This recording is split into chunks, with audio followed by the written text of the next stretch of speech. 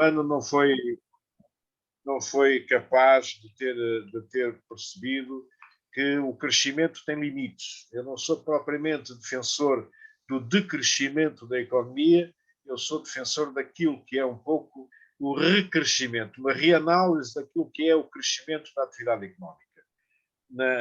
E, portanto, haver alguma educação para o consumidor, alguma educação para o produtor e, sobretudo, uma significativa educação para quem faz a gestão das atividades económicas, quer globais, isto é, no contexto das próprias Nações Unidas, concretamente, quer nacionais, no contexto do governo português, por exemplo, no caso, do governo brasileiro, que estão aqui 3 brasileiros, no caso.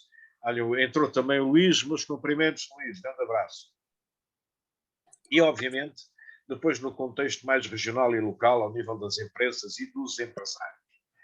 Tenho, por exemplo, uma questão, um apontamento mais ou menos curioso.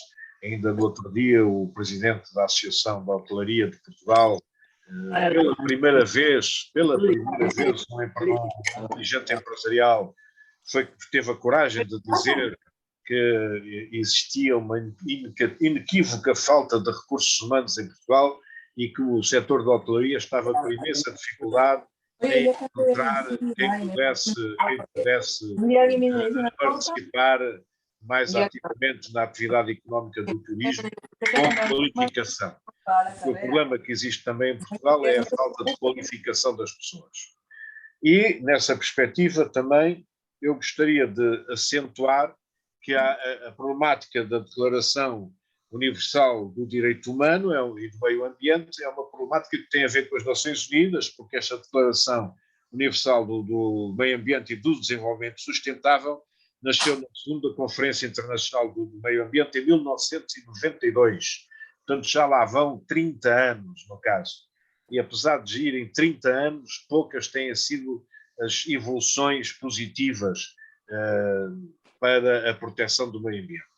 Nós sabemos que a problemática que está em cima da mesa durante os últimos 3 anos ou 4 foi sobretudo a questão do clima, né? A sistemática desconstrução das lógicas climáticas, o aumento da temperatura significativamente, a redução do gelo no Polo Norte e no Polo Sul, o aumento das águas do mar e, portanto, a redução dos espaços físicos cada vez mais nos continentes, dos vários continentes onde nós vivemos, né? E tudo isto tem a ver, portanto, com a visão industrialista que continua a dominar os empresários portugueses e os empresários no seu conjunto, diga-se passagem, né?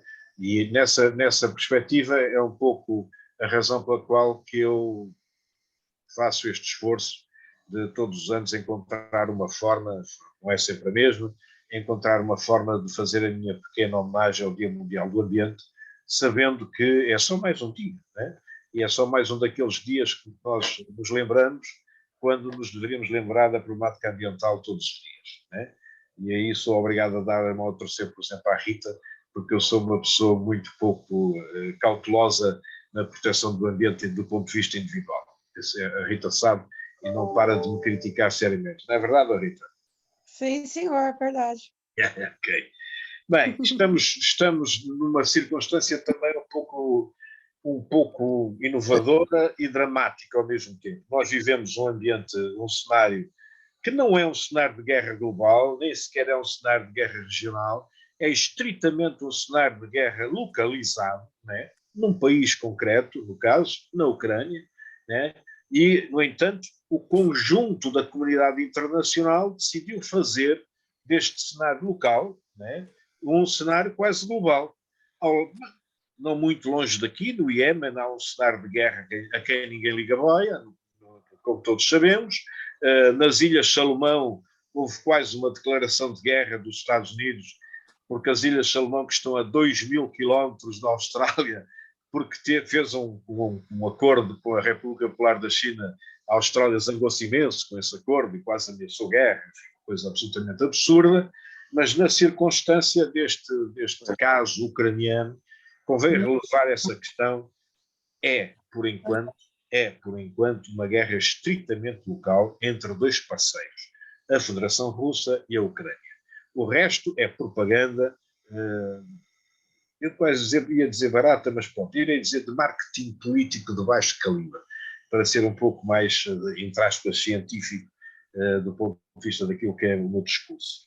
E é, de facto, de marketing de calibre de baixo calibre. Posso situar uma entrevista hoje do Plano da Alimentação Mundial, do PAN, também das Nações Unidas, que vem realçar um facto absurdo, esse sim é completamente absurdo, a dizer que vai haver uma gravíssima falta de produtos alimentares e de cereais para os países mais pobres. Se a gente for olhar para a realidade dos produtores de cereais no mundo, né, vai constatar que, em primeiro lugar, do lado russo, está a Rússia, que é produtora de cereais, uma enormíssima produtora de cereais. Depois, acima dela, está a República Popular da China, que é a primeira produtora de cereais mundial, e estão também, no caso, a Índia, que também é uma grande produtora de cereais do mundo, e o Brasil, que é também um dos grandes produtores de cereais do mundo. Eu pus estes deste lado porque todos estes países têm a ver com uma perspectiva, do ponto de vista político ou geoestratégico, que tem a ver com aquilo que se chama os BRICS. Os BRICS. O Brasil, a Rússia, a Índia, a China e a República da África do Sul. E, portanto, como estão a ver, nestes BRICS estão o Brasil, a Rússia e a Índia, no caso, como produtores, e a China como produtores muito significativos, direi que quase 50% da produção de cereais do mundo tem a ver com esta zona. Do outro lado, do lado dos Estados Unidos da América e da União Europeia, está só a Ucrânia. Isto é, dentro dos primeiros 10 do mundo, está só a Ucrânia. E nesta perspectiva, isto leva-me a dizer o que aqui é uma enorme fragilidade do ponto de vista dos Estados Unidos, do ponto de vista da Ucrânia, em encontrarem uma solução para alimentarem a União Europeia, estritamente alimentarem a União Europeia, e absolutamente mais nada. Tudo o resto, na minha opinião, é um bocado de fantasia. Porque os grandes produtores, Brasil, Rússia, Índia e China, obviamente que têm uma enorme facilidade de comunicação com quase todos os países mais pobres do mundo.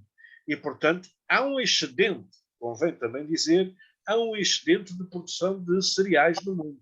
Não há uma falha de produção de cereais. Há um problema que neste momento existe e que é necessário resolver, que é como fazer escoar a produção de cereais da Ucrânia, dado que a Ucrânia, por decisão dela, no caso, minou todos os portos que tinha, por causa da sua guerra com a Rússia. E, portanto, agora é praticamente difícil fazer sair os barcos dos portos da Ucrânia e, portanto, vão ter que encontrar uma solução, se calhar via terra ou coisa assim. Mas estando num cenário de guerra, vale a pena também outro documento bastante importante, que é o protocolo 1 das Convenções de Genebra, que considera que em tempos de guerra e de conflito armado, a proteção ambiental não pode ser desrespeitada. E, portanto, é necessário criar razões para manter protegidas essa produção. E pronto, e nesta fase do momento, dado que já vos falei também do Dia para a Prevenção da Exploração do Ambiente em Tempo de Guerra, que nasce a 2 de novembro e que é celebrado, aliás, a 6 de novembro, todos os anos, na realidade, estou agora a deixar de ser eu só a falar, porque tenho muito mais coisas para dizer, mas preferia que vocês levantassem por vocês aquilo que quisessem dizer nesta circunstância. Sendo de facto verdade que, do ponto de vista ambiental, este cenário de guerra, sendo, como eu disse, um cenário de guerra estruturalmente local e nem quase nada regional e muito menos nada global, no caso, não deixa de ter fortíssimos impactos do ponto de vista ambiental naquela zona do mundo. Na Rússia, na Ucrânia, nos países vizinhos da Rússia e dos países vizinhos da Ucrânia e nos países vizinhos da Rússia afins à Ucrânia também. E pronto, eu terei mais coisas para dizer sobre esta questão, mas gostaria de vos ouvir também. Não sei quem é que quer agora avançar para falar ou dizer perguntas.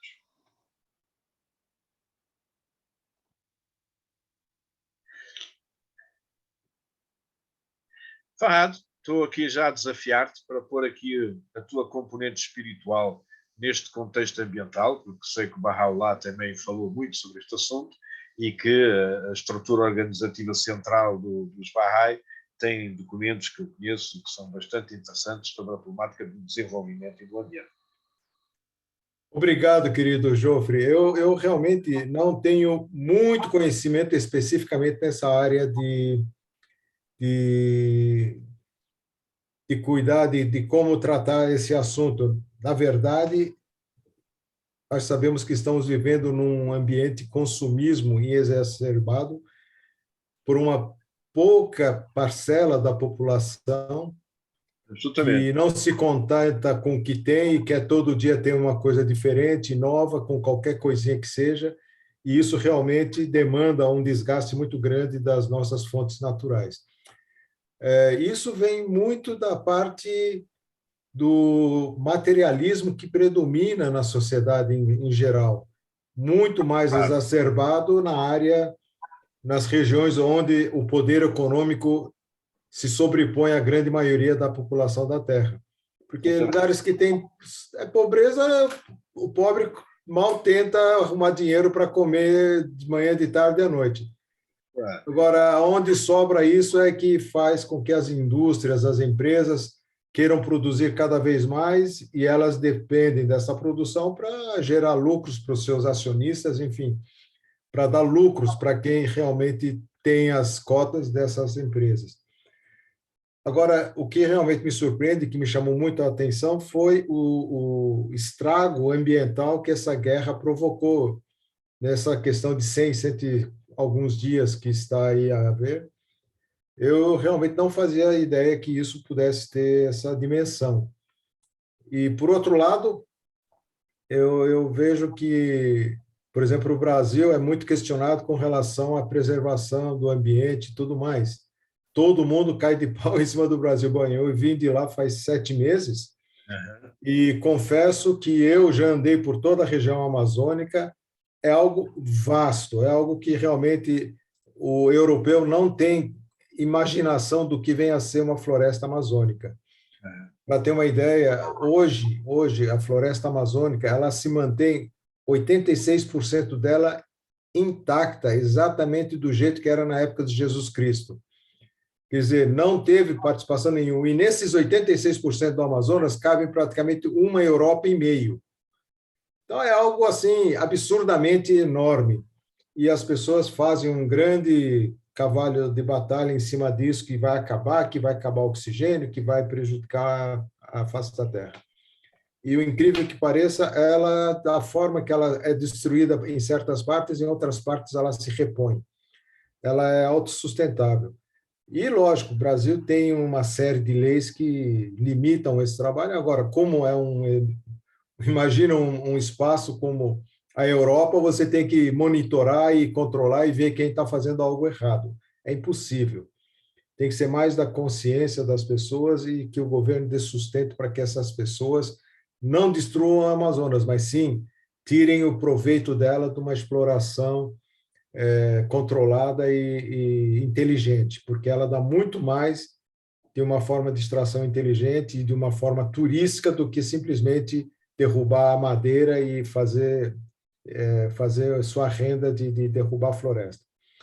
Mas, voltando a esse lado espiritual que você tocou, tudo isso depende única e exclusivamente do ego e egoísmo do homem, que ele está enraizado numa ganância de ter cada vez mais, não se satisfaz com o que tem e avança, às vezes, em áreas que não deveria avançar, e muito pelo contrário, deveria proteger para que seja algo não só para ele, mas para os netos dele, para as gerações futuras, mas a ganância e o poder fazem com que ele faça essas coisas incorretas. E isso é um processo de mudança individual. Isso não é alguma coisa que você vai ensinar na cadeia, ou que vai ensinar com multa, ou vai ensinar com com algum castigo.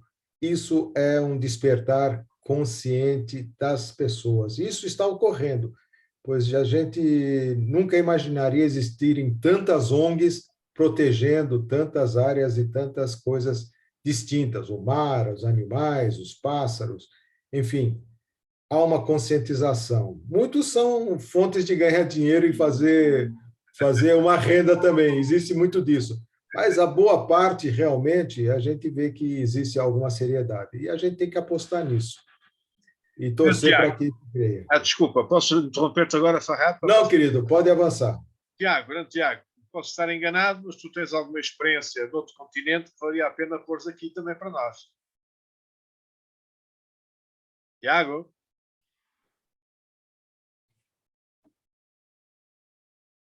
Bem, o Tiago está sem som, está sem som. Está desligado. Né? Está desligado. Bem, eu então iria permitir que, não sei se a Rita quer dizer alguma coisa, senão eu iria dizer qualquer coisa que o Sarado continuaria.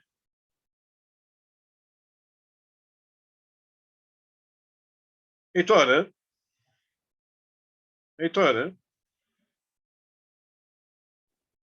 Sim, estou a ouvi-lo. Epá, tenho a Rita, o Tiago e o Luís sem som. Sem Eles têm que ativar o som. Não consegue mandar-lhes uma mensagem dizendo isso? Já lhes enviei a mensagem. A Rita já pôs som, o Tiago Okay. e o Luís não puseram ainda som. Não, amor, eu não quero falar, tá bem? Quero ouvir. Tá bom, ok, tudo bem. Buenas amigos, acá estoy. Luís, tudo bem? Todo tu bem. Vens também da América Latina e que vens do Peru. Sei que estás a assistir a um jogo de futebol ou já acabou o jogo de futebol? Sí, muy contento. Ganó Perú 1-0. Boa. Parabéns, força aí. Ok, grande Luís. Não sei se queres entrar e dizer algumas palavras nesta comemoração do Dia Mundial do Ambiente. Eu teria muito gosto que tu dissesses qualquer coisa. Bueno, que solamente tenemos un planeta y hay que cuidarlo. Y cada vez lo tenemos más descuidado, como si tuviéramos un plan B, pero no hay plan B, solamente tenemos uno. Cada vez hay menos forestación, hay más problema climático, menos lugares para sembrar la comida y tenemos más población, o sea que tenemos que arreglar todos estos asuntos armoniosamente. Cuidar, educar, proteger, cambiar la conciencia de las personas y eso, ¿no? Y seguirlos escuchando ustedes, que la conversación está muy buena. Ora bem, muito obrigado pela tua participação. No caso, vou esperar, já mandei também uma mensagem ao Tiago a dizer que ele está sem som, gostaria que ele interviesse. A Rita já disse que prefere estar a ouvir. Eu então vou deixar aqui mais uma pequena nota neste contexto da problemática ambiental. Tenho aqui um texto de 8 de agosto de 2018, portanto, de há 4 anos, praticamente. E há 4 anos, no caso, a ONU Meio Ambiente, portanto, uma dependência direta das Nações Unidas, a ONU Meio Ambiente dizia o seguinte, já em 2018, a região do Donbass, portanto, onde é Donetsk e Lugansk, no caso, no leste da Europa, está à beira de uma catástrofe ecológica. O diagnóstico é da ONU Meio Ambiente, que alerta para os riscos à vida silvestre provocados pelo conflito armado no país europeu e aponta que a combustão de munições e a destruição da infraestrutura industrial aumentaram a poluição. E diz mais, o confronto na Ucrânia teve início em abril de 2014. Né? Apenas no primeiro ano, a ausência de medidas protetoras para florestas, somado aos enfrentamentos militares, levou à destruição quase irreversível de 479 hectares de floresta e mata. É esta a realidade que muitas vezes no decurso nestas nossas passagens pelos meios televisivos e pelas rádios também, que não ouvimos. O cenário de guerra naquela região não é um problema atual, é um problema que já vem de 2014, no caso, e que, além de ter morto perto de 14 mil pessoas entre ucranianos e donetskianos e luganskianos, diga-se de passagem, não são só pessoas de Donetsk ou pessoas de Lugansk, são também pessoas da Ucrânia, isto é, os militares da Ucrânia que tentaram invadir e tomar essas duas regiões, e, portanto, este cenário de guerra que nós vivemos hoje é um cenário de guerra que já é antigo e que já era considerado um desastre ecológico para aquela zona do planeta, isto é, concretamente para a Ucrânia, para Donetsk e para Lugansk. E imaginemos agora, com todo o potencial militar e de armas e de armamento em geral que a Rússia tem, em confronto direto com um potencial militar menor, sem sombra de dúvida, mas comprado aos Estados Unidos da América, e, portanto, com grande tecnologia avançada, e que, no caso concreto, também não deixa de ser significativo. Ainda hoje, no caso, uma dessas agências noticiosas que estão proibidas de ser vistas e ouvidas aqui na União Europeia, pela senhora Leyen e pela Comissão Europeia, uma dessas agências noticiosas está dito que numa cidade com um nome esquisitíssimo que eu não consigo decorar, nem sequer consigo ler, diga-se de passagem, nessa cidade que estava praticamente cercada, os militares ucranianos abandonaram a cidade, mas deixaram a cidade completamente minada e criando condições dramáticas, pois se aquilo rebentar, entra num processo de poluição químico sobre aquela zona absolutamente tenebroso, como já deve estar em outras zonas da Ucrânia, na sequência dos bombardeamentos russos sobre essas mesmas regiões. E, obviamente, na sequência de alguns bombardeamentos que já aconteceram, quer da Ucrânia, quer na Bielorrússia, quer na Rússia. Portanto, eu continuo a dizer que aquilo é uma guerra que não é global, é uma guerra local, é uma guerra que está a 98% centrada, no caso, ali na zona da Ucrânia, o que não quer dizer nada, porque um cidadão morto é um cidadão a menos, e um cidadão a menos é uma biblioteca que morreu, e isso nós nunca deveríamos permitir na circunstância. E, sobretudo, não deveríamos permitir, posso ler-vos, uma porção significativa, isto de 1918, imaginem agora, uma porção significativa da zona rural do Donbass é controlada por empresas agrícolas e fazendeiros. Cerca de 80% dessas terras são cultivadas. A exploração pela agropecuária já ameaçava as 50 espécies de mamíferos, 38 espécies de peixe, 300 tipos de pássaro e mais de 10 espécies de répteis. No ano anterior ao início do conflito, 5.500 indústrias operavam em Donbass, gerando 4,3 milhões de toneladas de CO2, o equivalente a 44% das emissões de gás carbónico de toda a Ucrânia. Portanto, estão a ver o impacto que aquela atividade económica tinha naquela zona do planeta e as consequências que uma guerra tem sobre esta atividade económica, sobre as indústrias em particular e também sobre a agricultura. E posso ainda dizer-vos que os cenários de guerra, né, os cenários de guerra são sempre dramáticos para a problemática ambiental.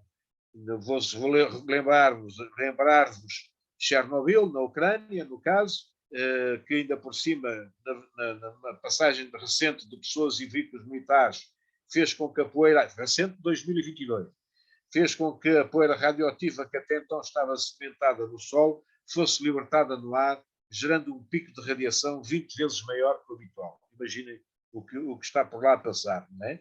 Portanto, é uma guerra local, mas é uma guerra local dramática, onde estão a ser usadas as armas mais avançadas do mundo, hoje, no caso. Eu vivi essa experiência em 1992, isto é, desde 1987 até 1992, nas minhas muitas idas a Angola, e, no caso, a acompanhar desde 1975, aliás, acompanho desde os meus 15 anos de idade, desde 1975, enquanto militante político, no caso, e sei que nas minhas viagens em 92 por Angola fora enquanto jornalista, eu chorei muitas vezes pela forma como as florestas estavam completamente destruídas, inexistentes, tudo quanto era a floresta de café tinha desaparecido, por exemplo, ali na zona do norte de Angola, tudo que era os emboldeiros, etc., ali na zona do Luanda, tinham absolutamente desaparecido. É uma coisa aterradora. Era verdadeiramente aterrador. Para quem andou, como eu, miúdo e jovem, a viajar por Angola fora, o meu pai tinha essa possibilidade de permitir que nós fizéssemos muitas viagens em Angola, por Angola fora, e constatar a destruição da Guerra Civil de 1975-76 até 1992 e depois de 93 e depois de 98, etc., absolutamente inacreditável o que a guerra faz nos recursos naturais de um país. E é verdade também que, no caso, não é só em Angola, nem é só na Ucrânia. Eu, no caso, vou-vos recordar tudo o que foi vivido no Iraque, né? Que pântanos de Iraque e poços de petróleo queimados no início dos anos 90, as tropas de Saddam Hussein drenaram os pântanos da Mesopotâmia, o maior ecossistema de terras úmidas do Oriente Médio, situado na confluência dos rios Tigre e Eufrates. Mais recentemente, em 2017, militantes do Estado Islâmico incendiaram poços de petróleo na cidade do Mossul. As florestas no Afeganistão, após décadas de conflito, foram destruídas em mais de metade do seu potencial, né? E incluindo o aumento mais de metade do seu potencial. O Afeganistão foi desflorestado em cerca de 95%, no caso, na maior parte das áreas deste país, né? E gerando uma enormíssima dificuldade de sobrevivência das pessoas neste mesmo país. Os ecossistemas do Nepal, durante o conflito armado entre 96 e 2006, ao nível da proteção florestal, foi inacreditável. As consequências altamente negativas. O mesmo aconteceu, obviamente, como todos sabemos, na República Democrática do Congo, no percurso destas guerras civis entre as várias fações que existem lá, no caso, e portanto, e sobretudo porque essas várias fações lutam desesperadamente para tomar e para serem possuidoras dos enormíssimos recursos naturais em inúmeros minérios, e não é só o diamante, há muitos outros minérios, e que geram, de facto, uma mortandade inacreditável naquela zona do planeta. E, portanto, nós vivemos um tempo em que, apesar de termos legislação internacional que é altamente favorável à proteção da natureza e à proteção do ser humano e à proteção de uma atividade económica responsável, apesar disso acontecer, apesar de, nestas regulamentações à volta da questão da defesa do cidadão e da natureza, em volta dos protocolos assinados nas Nações Unidas de proteção disto em cenário de guerra, apesar disso tudo, quando acontece um cenário de guerra, o que nós vemos realmente acontecer é, de novo, o desastre e mais e cada vez mais a degradação da nossa Terra, do nosso planeta, e não tenho deixado de recordar aquilo que o Luís há bocado disse, nós só temos um planeta, é este, não temos mais nenhum. Não é assim, Farrados? Agora vou para vez provocar-te um bocadinho para tu falares um pouco mais. Exatamente, querido Jofre. O Luís disse bem, temos um planeta só e temos que cuidar dela. Agora, algo interessante, Jofre, é que tudo isso, se tem a parte negativa realmente que está provocando todo esse destruição, toda essa perda de recursos naturais, por outro lado, tudo isso está fazendo que muita gente, aquilo que acho que descrevi até para você, muita gente acorde para essa questão. E isso tem aumentado drasticamente.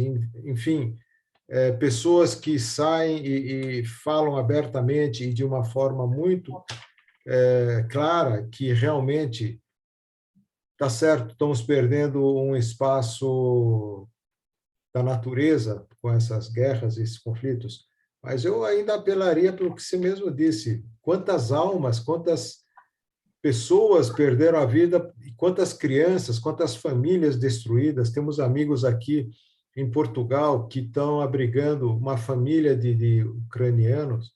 O nosso amigo Michael, não sei se você chegou a conhecer ele é um inglês que está vivendo aqui em Portugal, e ele está abrigando uma família, é uma mãe com 2 filhos, com o pai dela, e com a mãe dela e um sobrinho. São 6 pessoas que estão sendo abrigadas por um amigo nosso aqui. E ele conta realmente o desespero dessas pessoas de verem tudo que eles acumularam se evaporar assim, em questão de dias. Sem dúvida. Eu acho que isso realmente é o que mais choca, impressiona e faz nós pensarmos o que nós estamos fazendo. E por que ninguém abre a boca e ninguém faz alguma coisa. Você colocou muito bem no seu artigo. Uma ONU está aí para isso, uma União Europeia está aí para isso, as Nações Unidas teria que estar fazendo alguma coisa e isso seria algo acertado numa simples conversa realmente. Mas, como você mesmo disse, por trás disso existe um interesse comercial muito maior e uma ganância muito maior de fazer lucros com armas bélicas e com uma série de outras coisas que realmente a gente nem consegue falar, mas por trás disso existe uma falta de espírito, de alma de seres humanos aqui na Terra que realmente pouco estão se queixando para essas pessoas e essas almas que estão sendo desperdiçadas à toa, porque é um Completamente. Na verdade, Fahad, tens razão, a União Europeia deveria estar neste momento não propriamente a fornecer armas, seja a quem for, mesmo que há o direito dos ucranianos terem acesso a armas para se defenderem nesse cenário de guerra, mesmo que seja verdade que não esteja nada de acordo com o regime do Zelensky, mas aquilo que a União Europeia devia estar a fazer, sobretudo e acima de tudo, não era isso. Aquilo que a União Europeia, aquilo que a ONU deviam estar a fazer era criarem todas as condições possíveis e imaginárias para que, no caso, a Federação Russa e a Ucrânia se sentassem à mesa e encontrassem uma solução que ainda por cima nem sequer é assim tão difícil quanto isso. Eu já escrevi 300 vezes e vou dizer aqui, quatro simples referendos resolviam democraticamente o problema. Um referendo, no caso, para o pessoal de Donetsk, a ver se eles querem ou não querem independência. Um referendo para o pessoal de Lugansk, a ver se eles querem ou não querem independência. E 2 referendos para o pessoal do resto da região, no caso, para saber se querem entrar para a NATO ou não querem, para saber se querem entrar para a União Europeia ou não. Sim. Porque a democracia é assim, eles votam do cidadão. Eu não quero saber se o senhor Zelensky, que na verdade desde 2020 só representa 7% da população, as eleições locais assim o mostraram, as eleições locais de 2020 assim o mostrarem, o que é verdade é que os 93% dos cidadãos, mais esses 7%, é que têm o direito de serem eles a decidir o que querem, e não propriamente um regime ou uma força armada, não é, Fahad? Sem dúvida, e realmente isso é um exemplo que nós estamos vendo hoje na nossa cara, na Ucrânia e na Rússia, mas isso ocorre em vários pontos do planeta. Sem dúvida. Vários pontos. E por trás disso, sem dúvida, pode ter a certeza que é interesse comercial de pouquíssimos, que fazem realmente o lobby de fazer com que essas coisas permaneçam, e porque é lucrativo. É lucrativo. O que mais rende no mundo é vender armas. Exatamente. E vender petróleo. Exatamente. Curiosamente, são as coisas que mais dilapidam a natureza e que mais matam pessoas. Sem dúvida. Isso porque falta a espiritualidade, falta muita espiritualidade, verdade. Mas isso está mudando, Joffre. Você pode ter certeza que isso está gradualmente se expandindo em todos os níveis. Não diria que é na população menos esclarecida ou nas pessoas mais pobres, mas em todos os níveis pessoas estão vendo que realmente dessa forma não vai ser bom para ninguém, nem para o rico, nem para o pobre, nem para lugar nenhum da face da Terra. Aquele filme que nós assistimos, nós vamos ter que sair num foguete e para outro planeta, porque isso aí vai acabar. E acho que o problema é que o foguete também vai estourar. O foguete também não vai sair do chão, esse é o problema. Eu estou a rir, mas isto não é para rir, é mesmo para chorar. Eu vou ler aqui assim um documento que vem, cuja origem é mesmo um gabinete de investigação dos Bahá'í, no caso, e que eu acho absolutamente inacreditável pela sua qualidade, sendo um documento de 1998. Portanto, já tem uma boa série de anos. Eu estou a comer só um extrato desse documento. À medida que o século XX se aproxima do seu final, não é mais possível mantermos a crença de que essa abordagem do desenvolvimento socioeconómico, nascido de uma concepção materialista da vida, como tu há bocado estavas a referir, Fahad, seja capaz de atender às necessidades da espécie humana. As previsões otimistas sobre as mudanças que esse tipo de desenvolvimento e iria gerar, desvanecem-se no abismo cada vez maior que separa os padrões de vida de uma minoria pequena e relativamente decrescente, cada vez mais envelhecida, nós fazemos parte dessa minoria aqui na Europa, da pobreza experimentada pela vastíssima maioria da população do nosso planeta. E esta disfunção entre, direi, 10% da população global face aos outros 90%, é esta disfunção que alimenta zangas, raivas, corrupções, cenas doentias que justificam que o homem tenha a necessidade absurda e absolutamente primitiva de usar armas, outra vez, uns contra os outros. E é isto que está a acontecer na Ucrânia. É essa ganância, é esse desespero, essa vontade de ser maior do que aquilo que se é, no caso concreto, porque se em 1991, e muito bem, a Ucrânia quis independência, é o direito dela, ninguém vai discutir isso, eu pelo menos não discuto isso, o que é verdade também é que ela já nessa altura tomou terrenos, tomou áreas que não eram da Ucrânia. Toda a gente sabe que Lugansk e toda a gente sabe que Donetsk são largamente maioritários russos. E, portanto, se eles querem ser russos ou se querem ser independentes, têm o mesmo direito de ser russos ou de ser independentes do que a Ucrânia. Ponto final, parágrafo. E é evidente que, ainda por cima, já li por aí, não poucas vezes, diga-se de passagem, que aquele apoio sistemático da Polónia à Ucrânia tem somente a ver com a vontade expansionista e imperialista também da própria Polónia. Portanto, há ali um jogo de impérios, de velhos impérios, o Império Russo e o Império Polaco e, de certa forma, o que resta do Império Austro-Húngaro, etc., que está por detrás pela ganância, pelo egoísmo, pelo desprezo pelo outro, em vez de ser pelo amor pelo outro, embora todos eles sejam cristãos, curiosamente, na verdade amam muito pouco o outro e preferem pegarem armas em vez de sentarem à mesa, de dialogarem e de encontrarem soluções pacíficas, democráticas e feitas no diálogo e feitas num consenso, como é óbvio, que a única solução da humanidade conseguir evoluir é este caminho, este percurso. Bem, estamos já praticamente a uma hora da conversa, no caso. Eu, infelizmente, estou a pedir desculpa, portanto, ao Farrado, ao Luís, ao Tiago, e à Rita e ao Heitor, por sermos tão poucos aqui assim. Eu estava a contar de ter pelo menos mais uma decena de pessoas aqui.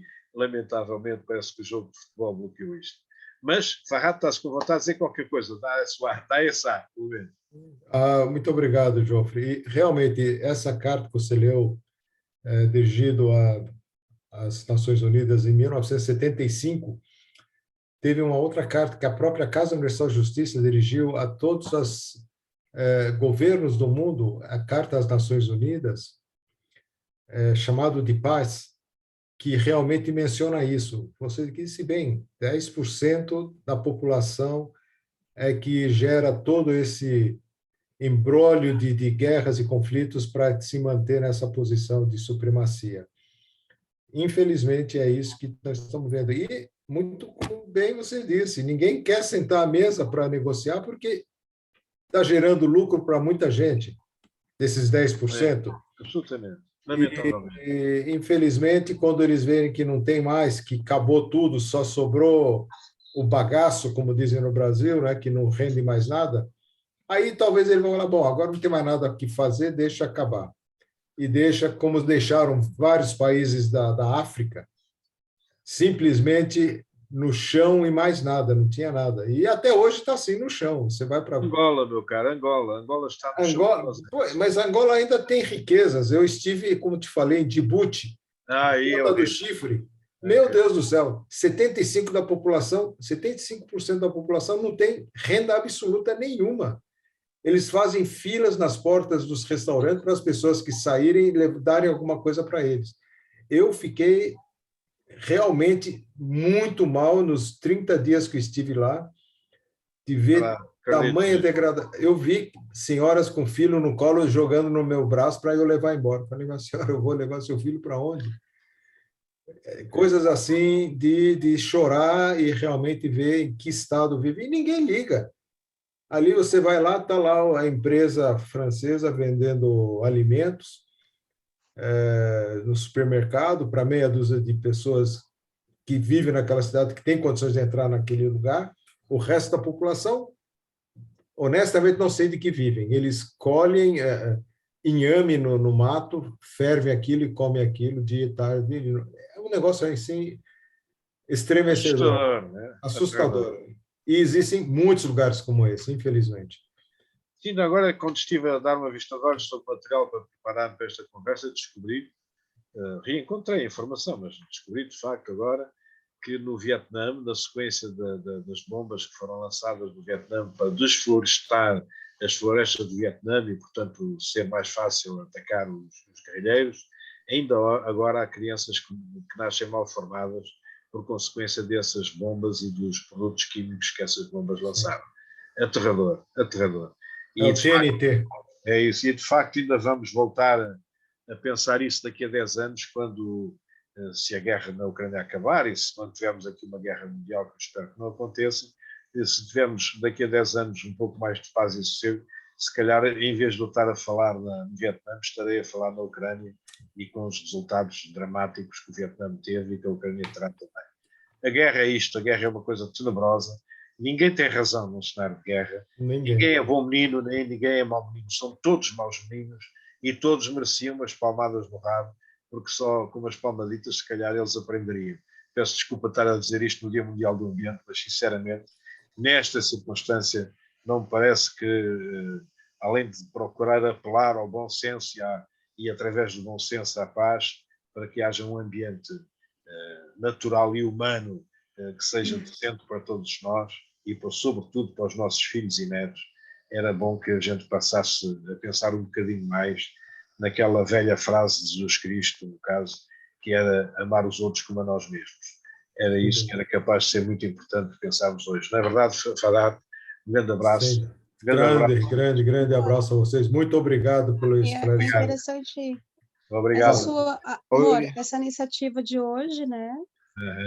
Calhou com o jogo, mas fica aí a sugestão para a gente elaborarmos esse tema novamente, no aspecto até agora em relação a alguns temas que você também comentou sobre a questão da escassez de alimentos, enfim, nós poderemos nos organizar melhor para que possamos fazer com mais participação, mais pessoas também trazer o seu contributo, né? Ok.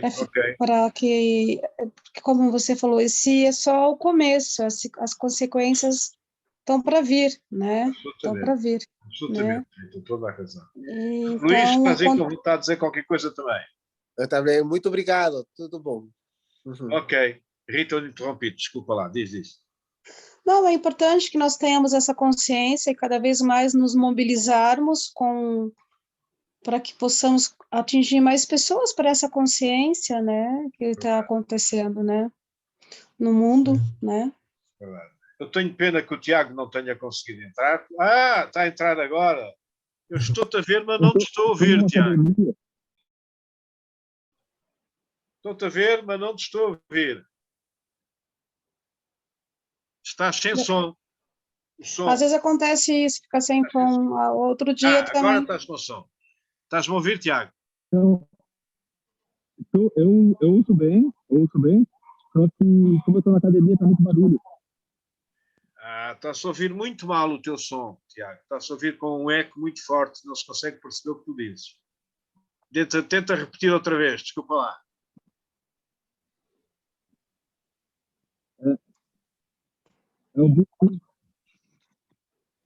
Aqui onde eu estou, está muito barulho. Tiago, eu lamento imenso, de facto, não estou a conseguir ouvir-te, e como já estamos em cima das 22 horas, e também o Zoom também não permite que se prolongue muito estas conversas. Obrigado, Farhad, obrigado, Luís. Muito obrigado, Tiago, queridos. obrigado, Rita.